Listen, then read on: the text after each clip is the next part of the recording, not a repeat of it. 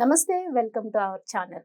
ప్రస్తుతం మనతో ప్రముఖ ఆధ్యాత్మికవేత్త ఆస్ట్రాలజర్ సత్యనారాయణ మూర్తి ముల్లపూడి గారు ఉన్నారు. వారితో మాట్లాడదాం. నమస్తే గురు. నమస్కారం మా పరిగమార్య. అయితే గురుగారు, ఈ మధ్య కొన్ని వీడియోల్లో శ్రీకృష్ణుడు చనిపోయాడని, అలాగే అనాథ శవంలా 7 రోజులు పడిపోయి ఆ శవం కుళ్ళిపోయి ఉంటే అర్జునుడు వచ్చి అంత్యక్రియలు చేశాడు అని కొంతమంది వీడియోలు చెప్పారు. సో అది నిజంగానే జరిగిందా? నిజంగా శ్రీకృష్ణుడు అంటే భగవంతుడు కదా, ఆయన చనిపోవడం ఏంటి, ఆయన శవం కుళ్ళిపోవడం ఏంటి అసలు? అంటే తీసుకోవడానికే మనసు రాదండి. దీన్ని మీరు ఏం చెప్తారు? భగవంతుడు శ్రీకృష్ణుడు పరమాత్మ లీలా మానుష విగ్రహుడు. అంటే మనకు అర్థం అవ్వాలని చెప్పి మానవ రూపంలో అసెండ్ అవుతాడు, డిసెండింగ్. ఆ పైనుంచి స్వర్గం నుంచి భూమి మీదకి మానవుడికి మానవుడిలాగా, చేపకు పెద్ద చేపలాగా, పందికి పెద్ద పందిలాగా కనబడతాడు. కాబట్టి ఈ వరాహ అవతారం అందుకే వచ్చింది, మత్స్య అవతారం అందుకే వచ్చింది. ఒక పెద్ద చేప ఏమనుకుంటుందంటే తాను ఆపదలో ఉన్నప్పుడు దేవుడు అనేటటువంటి వాడు పెద్ద చేప, నాకంటే సూపర్ పవర్ అనుకుంటుంది. ఒక పంది పెద్ద పందిలా ఉంటుంది, గజం ఏనుగు పెద్ద ఏనుగు అని ఊహించుకుంటారు. వాళ్ళ పరిధి అంతవరకే. ఎందుకని?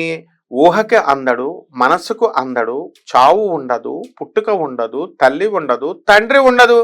ఇదేమిటి? మనకి ఇవన్నీ ఉన్నాయి మానవుడికి, ఇవేమీ లేనివేమిట్రా బాబు, ఈ తత్వం ఏమిటో తెలియదు. ఇప్పుడు ఉదాహరణకి పలక అన్నాననుకో, పలక నీకు అర్థమైపోద్ది మైండ్ లోకి. ఫోను అంటే ఫోన్ అర్థమైపోద్ది. నేను దబ దబ అన్నాను అనుకో, అది ఏంటో ఆ వస్తువు అనేది మనకు ఉంటే, వంకాయ అంటే మైండ్ లోకి వస్తుంది. లేని వస్తువు మనం ఎస్టిమేట్ చేయలేము.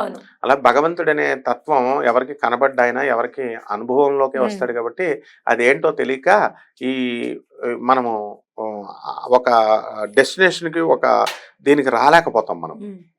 ఇకపోతే కృష్ణుడు దేవకి తల్లికి ఇప్పుడు డైరెక్ట్ అక్కడ ప్రకటితం అవుతాడు, అంతే. పిల్లాడిగా ఆమె పక్కలో ప్రత్యక్షం అవుతాడు, అంతేకాని ఆమె యోని నుంచి పుట్టలేదు, మన జనంలాగా లేదు, అయోనిజుడు ఆయన భగవంతుడు.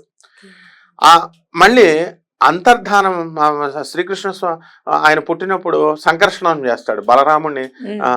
అంటే ఒక తల్లి గర్భంలో ఉన్నటువంటి ఆ బలరాముణ్ణి తీసుకెళ్ళి మళ్ళీ ఎక్కడ ప్రవేశపెడతాడు? దేవకి కడుపులో ప్రవేశపెడతాడు.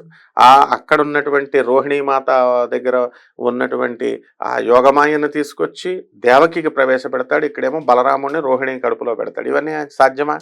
అంటే మానవుడికి అతీతమైనటువంటివి, ఇవన్నీ ఊహకు అతీతమైనటువంటివి.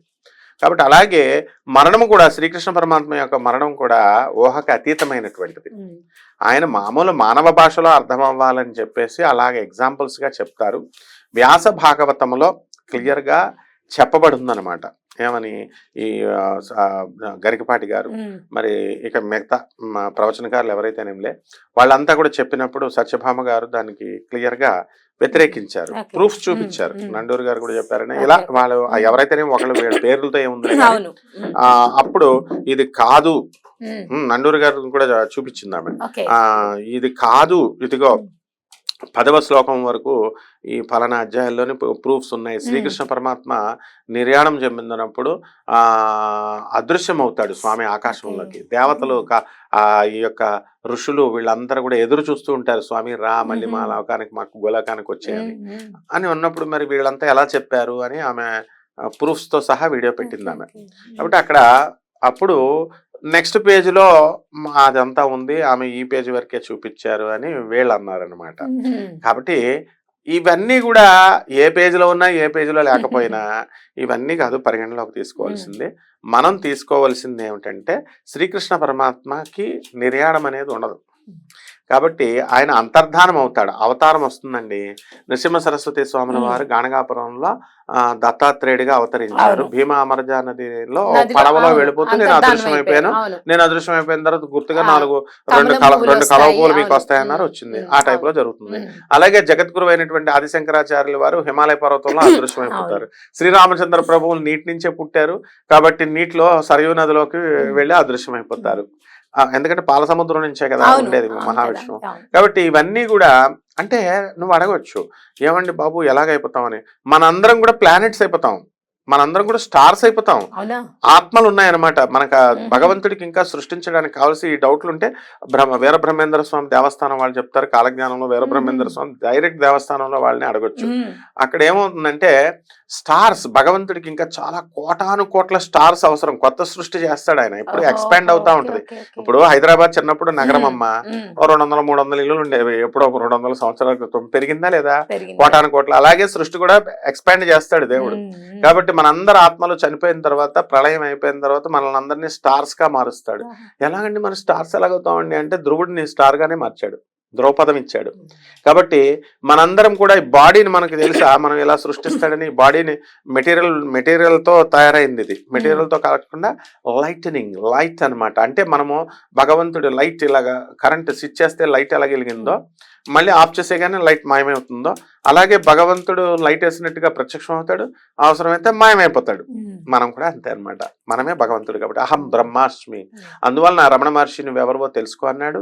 తర్వాత జగద్గురు అయినటువంటి ఆదిశంకరాచార్యులు వారు మనకి, నాయన మనమే దేవుడు రా నాయన, ఇవంతా కూడా కళలో జరుగుతుంది, కళ నుంచి బయటకు వచ్చేగానే వాస్తవంలోకి వస్తే ఇదంతా జగత్తు మిథ్య, బ్రహ్మ సత్యం అని అన్నాడు.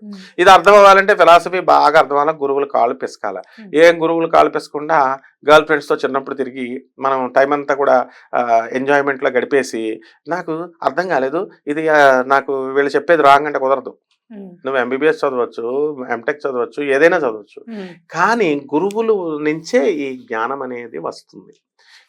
గురువులకి కాళ్ళు పిసికేసినంత మాత్రం కూడా రాదు. మళ్ళీ ఆ గురువుల అనుగ్రహం ఉండాలి. ఆ జగద్గురువుల యొక్క అనుగ్రహం మనకు ఉన్నప్పుడు, మనం పరోపకారం కోసం ఉపయోగిస్తున్నప్పుడు ఆయన మనకి అర్థాలన్నీ తెలియజేస్తాడు. కాబట్టి క్లియర్ కట్ గా శ్రీకృష్ణ పరమాత్మ, వాస్తవంగా శ్రీకృష్ణ పరమాత్మ శరీరాన్ని ఈ యొక్క వాలిని చెట్టుచాటు నుంచి రాముడు కొట్టాడు. కాబట్టి న్యూటన్స్ థర్డ్ లా ప్రకారము to every action there is an equal and opposite reaction. ప్రతి చర్యకు కూడా ప్రతిచర్య ఉంటుంది. కాబట్టి నువ్వు బాధపడ్డావు కదరా నేను కొట్టేసినప్పుడు వాలి, నువ్వు అడిగావు కాబట్టి నేను నీకు ఛాన్స్ ఇస్తున్నాను అని చెప్పి కృష్ణుడిని కొట్టేసే విధంగా ఆ కృష్ణుడు, ఆ వాలి జరుడుగా పుడతాడు.